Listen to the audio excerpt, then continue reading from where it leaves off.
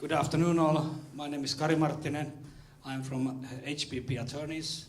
My background is environmental law for past 25 years. I've been involved in many big infrastructure cases in Finland, like Vuosaari Harbor, which I was the leading attorney for 12 years when we had that project. 53 different kind of legal disputes in that project, but we managed to finalize the project and the ships are going in and out now, so it's very good, just for example. I was asked by Gustav to give an overview of the permit issues from the legal side. I'm not going to problematize or give you any doubts about the time sketches. I'll just present you the main legal regulatory permits and procedures that are waiting for this project in the future, as Markku pointed out some just a minute ago. The plan, I will not go any deeper than that. Markku just explained to you what is the actual project. But then go to the main permits. Then we start with the environmental impact assessment procedure, which in this case will be international.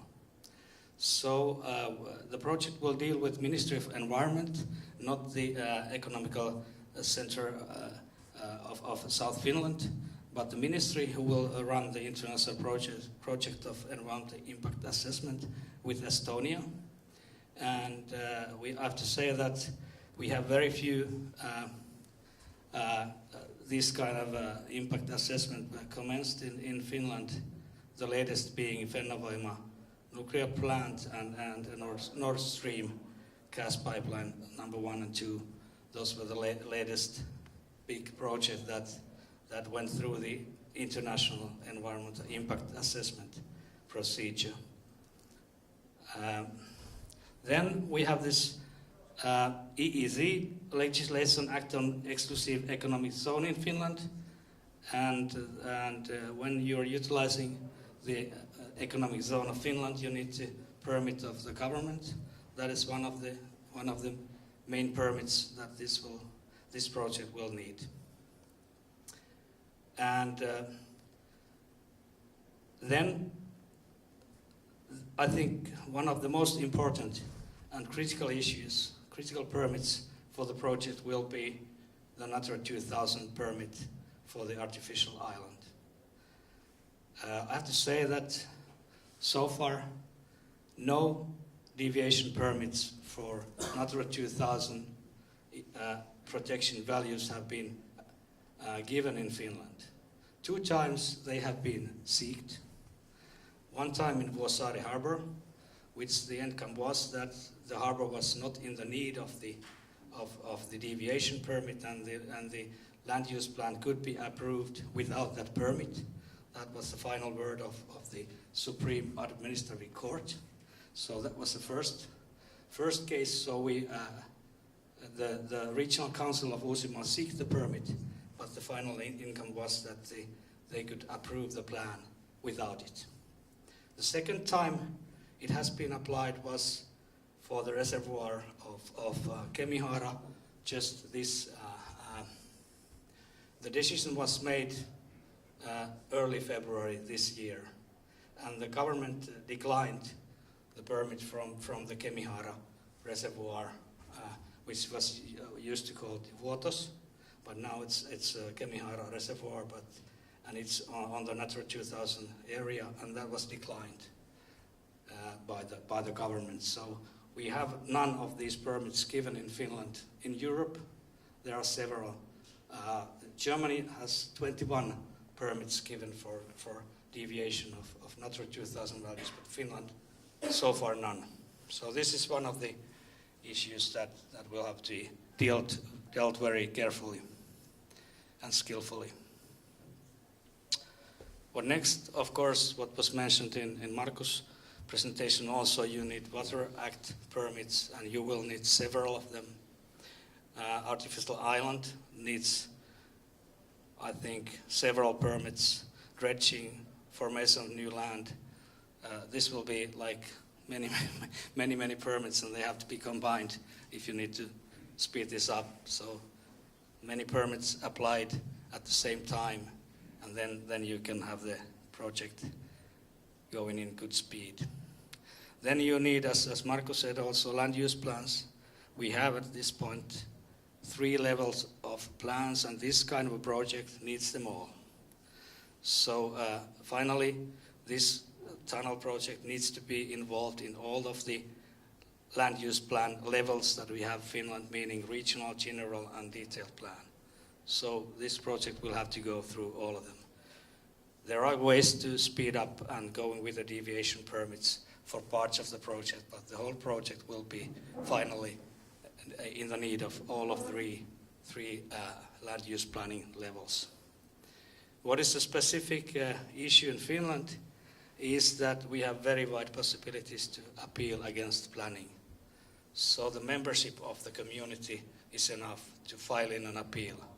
You don't have to have any personal interest in the matters. You're just a member of the community, which means that you're living in the community or you own some land in that community, so you can appeal against it. Then you need construction permits, tens of them, I would say. Maybe even hundreds, I don't know yet. But then that's like technical permits in Finland, and when you go through all of the major permits, then the technical permits would not be any problems. And then in technical permits, like construction permits, you don't have that much wide possibilities to act against that project. So it's only neighbors and so on. So it is normally considered not a problem. I think this covers the main permits in Finland that this project will need. And normally there will be appeals, and you have to go to administrative courts, and maybe you have to go to the Supreme Administrative Court in some cases. But nowadays, maybe Minister Tiilikainen will explain more that we have got the possibility to appeal against the first instance of court. We have restricted the possibility to appeal in the Supreme Administrative Court. So you need a permit for that, and they must think that that is some kind of a important decision for the legal point of view, so that they will handle it. So it will be handled by one court materially, and then if there's a principal issue of legal dispute that needs guidance to several other cases coming in future, then the Supreme Administrative Court will take it. But so we have got in Environmental Protection Act, Water Act, Construction Act, in these main acts we have restricted the possibilities to appeal in two courts, so that will be very good for this kind of project, because there will actually be only one instance of appeal. And this is only Finland. I don't know Estonian permits very well, but I would say that most of these same kind of issues will be required also from Estonian side. This is more or less based to European legislation, so they have the same kind of procedures there. So this has to be dealt in 2 countries. Thanks. Do you have any questions? How would you classify this? Challenging, very challenging, or quite easy? Let's go in the middle way. Challenging. It's possible. We have done lots of difficult projects, but I don't think difficulties in many infrastructure projects coming from the neighbors and people having interest, like personal interests to things, and then they appeal against, and they form like groups of people who act very actively because they don't want this reservoir, they don't want that harbor, they don't want a motorway to their neighbor. So I don't think a tunnel very deep under the Baltic will rise this kind of opposition, like many other things like Vuosaari did or Helsinki-Turku motorway did. So it was more like personal interest against it. Maybe that's why it's only challenging. But lots of this work needs to be done. Lots of planning from Markus' team to draft the applications and technical plans, and then lots of, I think, other application work. Thanks. Where this natural area is actually located? Actually, I'm basing this from the information from Kusta, and I haven't had the correct maps of the Natura 2000 areas. I just was told by Kusta that it's very near, at least, or even in the Natura 2000. I haven't looked at the map yet. It is so near that it is very easy to visit this nature place after Artificial Island. Yeah.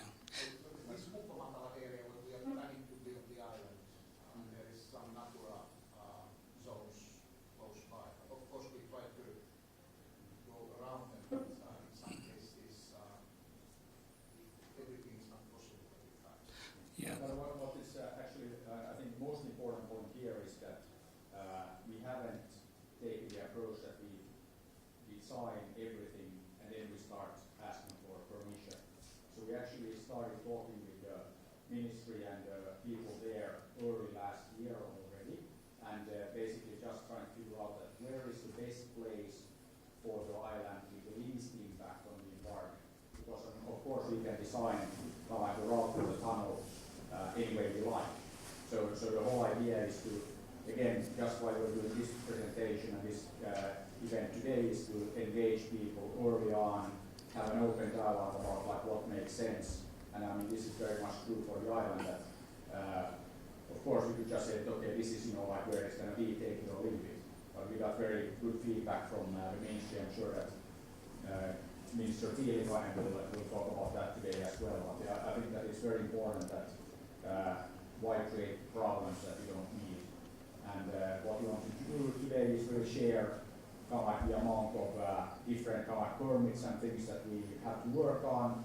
So it's not like insignificant, but again, we can do many of these in parallel, and we have given ourselves like a bit of time, and we know that we can build a tunnel in like 5 years or less, but there's also now like some time for getting the different like permits. But we are pushing very hard for like being able to start construction already this year, which is super aggressive. But we know that when we do that, we actually save not only time, but we save a lot of money. And that's why we think that we can build the whole thing for 50 billion euros or less, because it's not going to take until the 40s to get this done. So that's the whole idea. Yes, Natura 2000 area is the only exception in Finnish legislation and European legislation that even if the project is not in the area itself, you have to evaluate the impacts to that area. And you can modify, as Peter said, and so that you are not impacting significantly. You can impact a bit like Vuosaari Harbour did. The court said that it impacts, but it's not significant. So you are not in the need of that permit. So you can adjust your project so that the impacts are not significant, then you don't need that permit. And you can just have the water permits for the island. Thanks.